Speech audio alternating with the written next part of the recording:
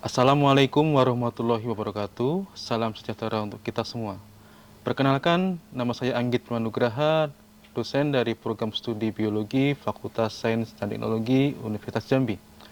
Prodi Biologi FST Universitas Jambi memiliki 5 bidang ilmu, yakni bioteknologi, botani, mikrobiologi, manajemen biodiversitas dan lingkungan, serta bidang ilmu zoologi. Saya merupakan salah dosen dalam bidang ilmu zoologi. Salah satu mata kuliah dalam aspek zoologi yakni taksonomi hewan yang akan saya sampaikan dalam video ini. Video ini dibuat dalam rangka sertifikasi dosen gelombang 1 tahun 2025. Video ini merupakan salah satu penyataan diri unjuk kinerja Tridharma perguruan tinggi bidang pengajaran yang menampilkan DAE Delivery Interaction Assessment dan Micro Teaching dalam mata kuliah taksonomi hewan. Untuk micro teaching akan mengambil salah satu topik yakni taksonomi kelas reptilia. Mata kuliah taksonomi hewan merupakan salah satu mata kuliah wajib di program studi biologi. Mata kuliah ini mempunyai kode Bio 333. Mata kuliah ini mempunyai bobot 4 SKS dengan 3 SKS teori dan 1 SKS praktikum. Mata kuliah ini berfokus pada pemahaman konsep dasar taksonomi dan sistematika hewan, kemudian teori dan praktek identifikasi serta klasifikasi jenis hewan, mulai dari hewan sederhana hingga hewan tingkat tinggi. Taksonomi juga merupakan salah satu ilmu dasar dalam bidang biologi, karena dalam taksonomi tidak hanya mempelajari nama dan klasifikasi, juga merupakan suatu ilmu dasar yang penting bagi berbagai bidang biologi lainnya, misalnya ekologi, evolusi, maupun konservasi. Capaian pembelajaran prodi biologi yang dibebankan pada mata kuliah ini mencakup ranah sikap, pengetahuan, keterampilan umum, dan keterampilan khusus. Untuk ranah sikap dibebankan yaitu menginternalisasi norma etika akademik dan juga menunjukkan sikap tanggung jawab atas pekerjaan di bidang keahliannya. Untuk ranah pengetahuan meliputi konsep teoritis biologi sel, molekul, organisme, ekologi, dan evolusi, menguasai prinsip konsep dan aplikasi bioteknik yang relevan, serta menguasai konsep piranti lunak dan analisis dan sintesis sumber daya hayati dalam lingkungan saintifik, serta prinsip dan konsep pengukuran berbasis teknologi, instrumen, serta metode standar analisis dan sintesis sumber daya hayati.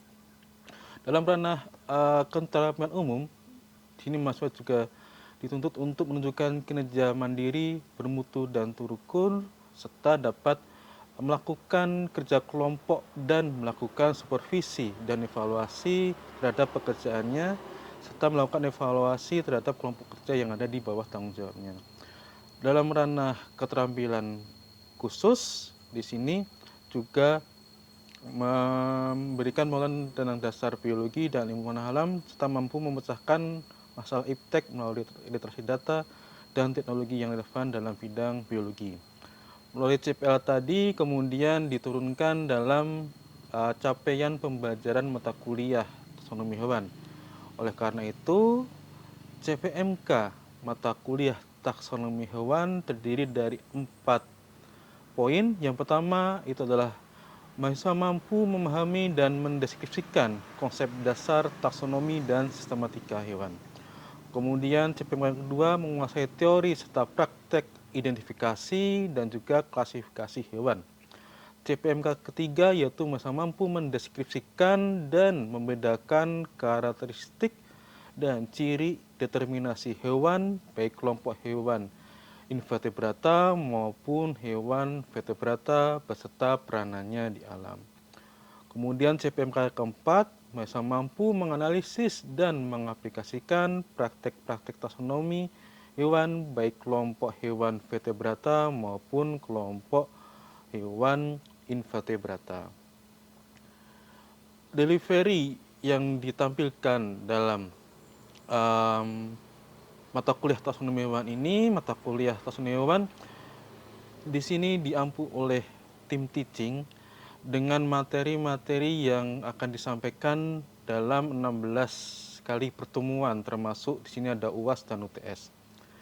Materi-materi ini meliputi konsep dasar taksonomi dan sistematika, kemudian teori dan praktek identifikasi hewan, kemudian taksonomi kelompok hewan invertebrata yang mencakup porifera, solenterata, golongan cacing, moluska, arthropoda, dan echinodermata. Kemudian taksonomi dari kelompok hewan vertebrata yang mencakup kelompok Pisces, kelas amfibia, kelas reptilia, kelas aves, dan kelas mamalia. Perkuliahan dilaksanakan dengan menggunakan pendekatan blended learning, sini tatap muka, kemudian beberapa penugasan dan kuis juga akan disampaikan melalui e-learning Unja, dan juga di sini mahasiswa akan melakukan praktikum di laboratorium dan juga lapangan. Untuk media pembelajaran yang digunakan meliputi video, e-book, database taksonomi, serta menggunakan artikel publikasi dari dosen tim teaching mata kuliah. Pembelajaran menggunakan media ceramah interaktif, diskusi kelompok, kemudian praktikum, dan juga project based learning. Praktikum menjadi bagian yang penting untuk menguatkan teori dengan pengalaman nyata. Pada praktikum ini juga nantinya akan dilaksanakan di laboratorium dan lapangan. Lapangan ini biasanya akan dilaksanakan di suatu tempat untuk mengkaji keanekaragaman taksonomi hewan di tempat tersebut. Kemudian interaksi antara dosen mahasiswa, interaksi antara dosen mahasiswa dibangun secara aktif melalui tatap muka secara langsung, penugasan, kemudian umpan balik baik tugas maupun laporan praktikum. Hal ini bertujuan untuk menciptakan suasana belajar yang partisipatif dan mendukung perkembangan keterampilan mahasiswa.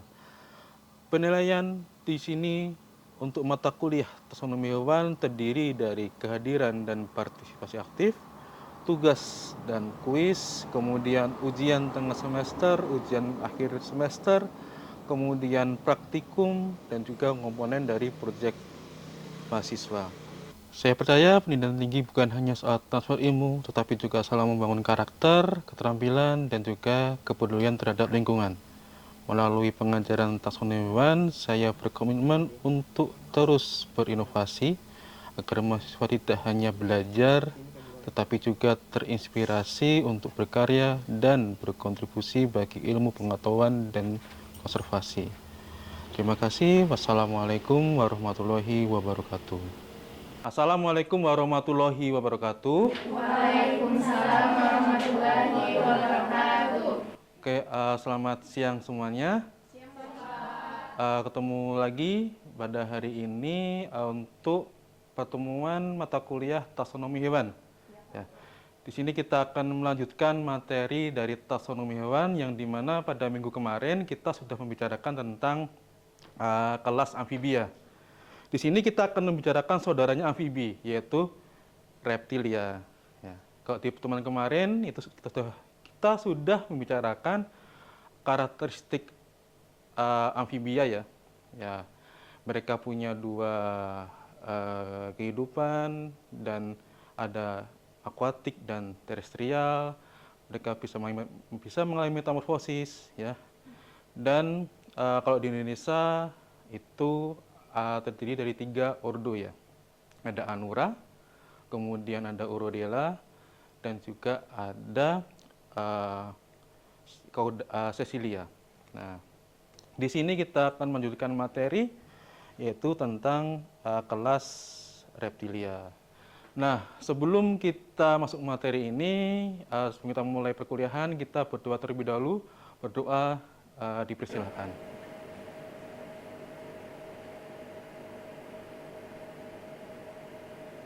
Ya, berdoa selesai.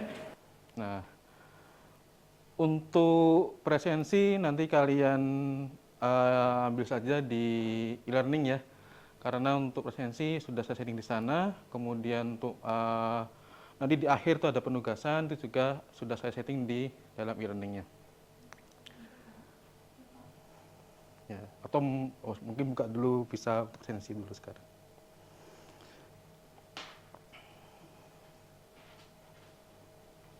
Nah, secara umum kita di sini akan mempelajari tentang karakteristik umum dari reptilia. Jadi mengapa suatu hewan itu akan dikelompokkan di dalam kelas reptilia.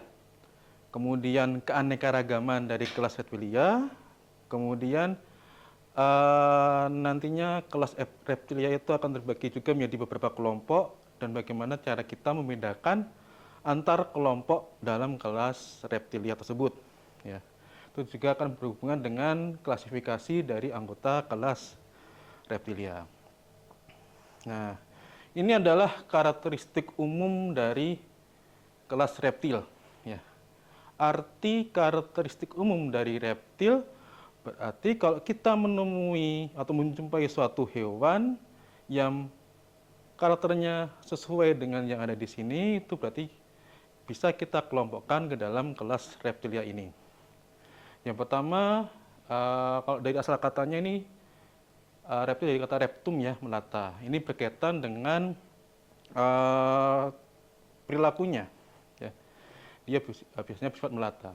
Kemudian mulai dari reptil itu kita kenal termasuk ke dalam kelompoknya hewan amniota. Ya.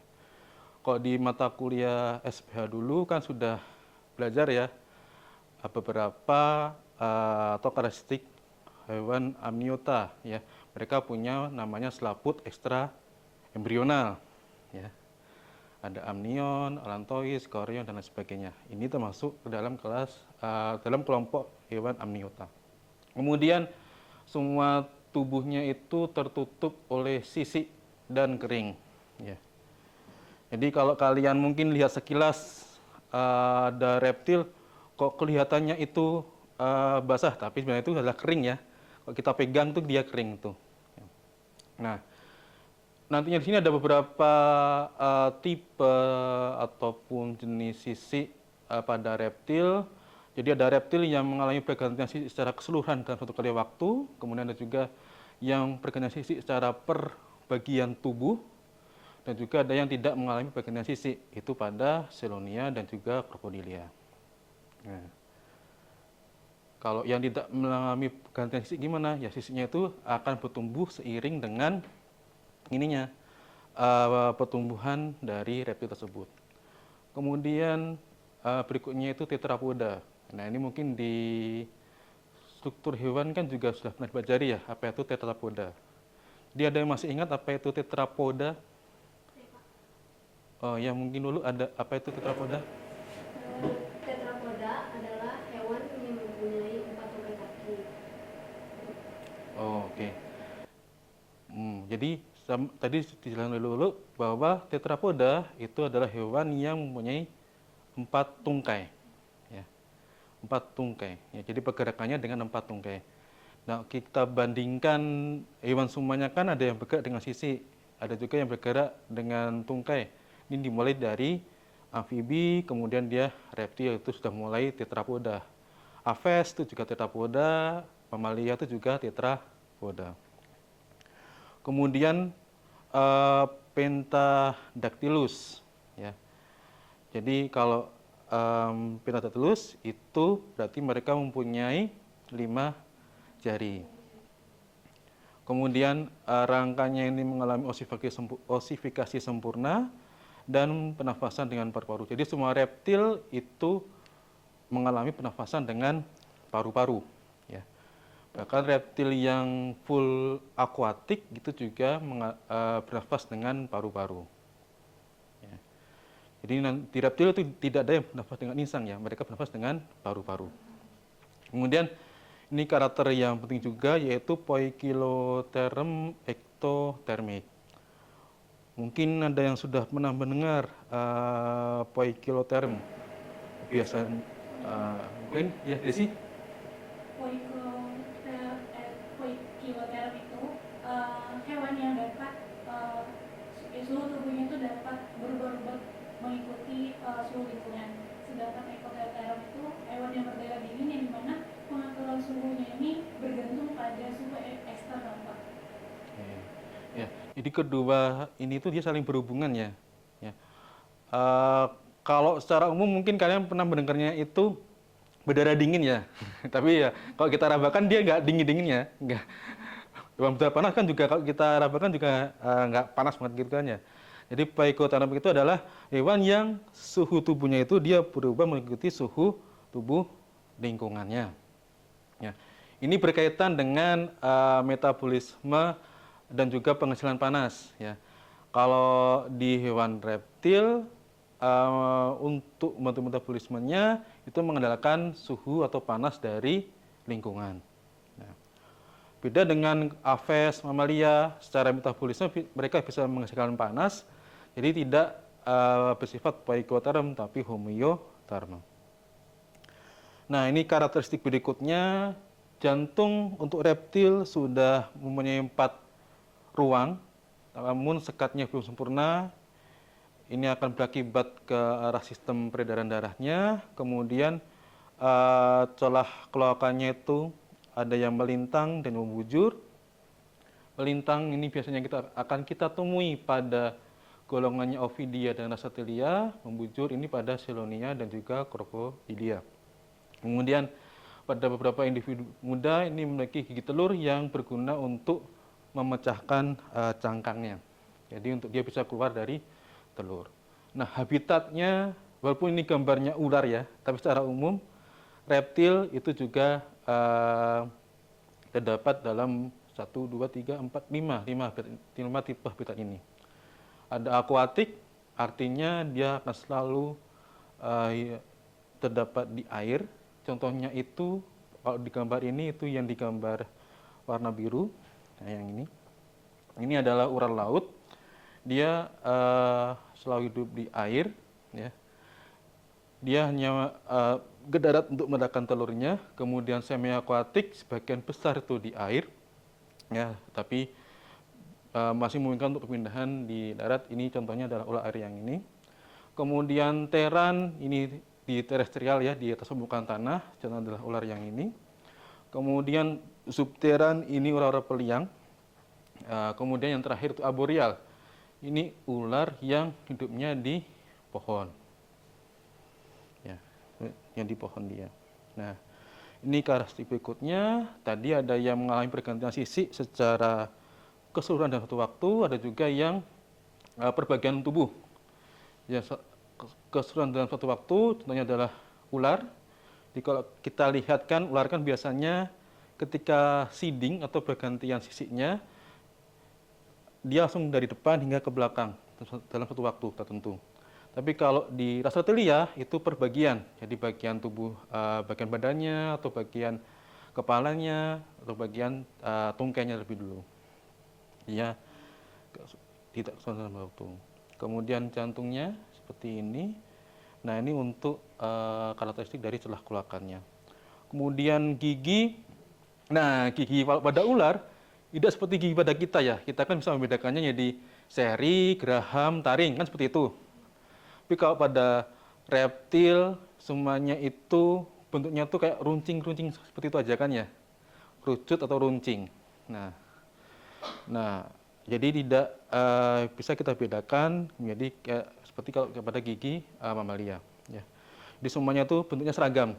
Ya. Hanya nanti mungkin ada perbedaan di ukurannya. Kalau pada ular itu juga ada juga yang bersifat gigi bisa, yaitu gigi yang bisa menghasilkan atau mengeluarkan bisa. Nah, ini tadi ini iktutnya, ini yang gigi yang digunakan untuk membuka cangkang ketika dia mau menetas. Ini biasanya kita dipunyai pada kura-kura yang ini. Ini penyu ini. Nah, kemudian sekarang ke klasifikasinya. Jadi reptilia ini dibagi menjadi 4 ordo. Ya. Hampir semuanya keempat ordo itu ada di Indonesia kecuali satu. Itu yang mana? Yang ini, ordo Rhynchocephalia. Ya. Jadi ordo Rhynchocephalia ini dia terdapat di Selandia Baru. Cuma ada 2 spesies yang hidup sekarang. Bentuknya itu mirip seperti kadal, tapi dia ada beberapa karakteristik yang tidak cocok kalau itu dia digolongkan sebagai kadal. Nah, ini contoh dari ordo Rhynchocephalia. Yang kedua ini ordo Squamata. Ya.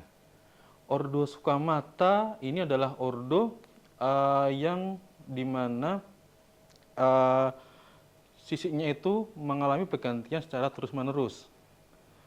Ini mencakup 3 subordo, ada ular, Serpentes, kemudian ada Racertilia, itu golongannya kadal, dan satu lagi itu Amphisbaena. Nah ini.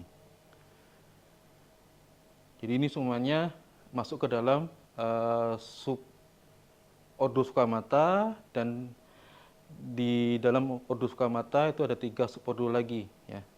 Racertilia itu golongannya kadal-kadal, kemudian ada Serpentes atau Ovidia itu golongannya ular, kemudian satu lagi itu Amphisbaena, itu yang paling pojok kiri atas tuh. Nah, Testudinata. Nah, ini kalau kalian lihat di sini apa yang membedakannya dengan ordo yang lain? Dia punya apa kira-kira? Punya cangkang atau tempurung ya. Ada yang punya kura-kura di rumah? Nggak ada. Atau bulus. Nah, jadi kalau Testudinata, benar kata kalian tadi, ini mempunyai tempurung. Nah, tempurung atau cangkang ini itu merupakan modifikasi dari kulitnya ya. Ada namanya ini. Bagian atas itu disebut sebagai carapax, bagian bawah disebut sebagai plastron. Nah, kemudian di ordo Testudinata ada karakter morfologi yang nantinya akan merujuk kepada tingkatan subordonya. Ada namanya Cryptodira dan ada namanya Pleurodira. Crypt itu artinya tersembunyi, berarti dia mempunyai kemampuan untuk menyembunyikan kepalanya di dalam cangkang. Pleurodira itu melengkung. Jadi dia kepalanya ini dilengkungkan di bagian samping dari cangkang. Jadi tidak disembunyikan di dalam, tapi dilengkungkan di bagian sekitar cangkang. Nah, itu Pleurodira. Secara subordonya atau klasifikasinya. Secara umum kita mengenal ada beberapa sebutan ya untuk ordo Testudinata. Kalau yang tulang lunak namanya bulus. Atau labi-labi. Terus kalau yang hidup di air tawar itu juga disebut sebagai kura-kura air tawar. Ya. Mereka punya juga cakar dan juga selaput renangnya. Ada juga kura-kura darat. Nah, ini hidupnya di darat. Contohnya itu yang ini kura-kura darat. Kemudian ada juga penyu atau sea turtle, itu yang bagian ini. Kemudian yang terakhir, Crocodilia. Ini Crocodilia. Ya, Crocodilia di sini ada 3 famili, ya. Ada famili Alligatoridae, kemudian ada famili Gavialidae, dan ada juga famili Crocodilidae. Dapat kita lihat dari bentuk apanya? Moncong. Ya, lihat jelas ya moncongnya ya. Gavialidae moncongnya itu dia lancip, dia bentuk I, lurus itu. Kemudian Crocodilidae. Nah, yang ini bentuknya bentuk huruf V ya. Kemudian kalau Alligatoridae bentuk moncongnya bentuk U. Ya, seperti itu. Nah, itu di Crocodilia. Nah, jadi ini adalah keanekaragaman dan juga klasifikasi dari reptil. Oke, tadi di awal kita menjelaskan akan ada tugas ya untuk teman-teman kali ini. Nah, tugasnya itu nanti coba kalian lihat mungkin di sekitar kampus atau sekitar kosan kalian, mungkin kalian melihat ada berbagai macam reptil. Nanti kalian catat aja, misal kalau ada cicak atau mungkin ada bunglon. Nah, nanti kalian coba catat di foto, mungkin yang akan kita itu akan dikumpulkan di e-learningnya. Oke. Oke, mungkin seperti itu. Nah, mungkin untuk pertemuan kali ini bisa kita tutup. Sebelum kita tutup, lebih dulu berdoa, disilakan.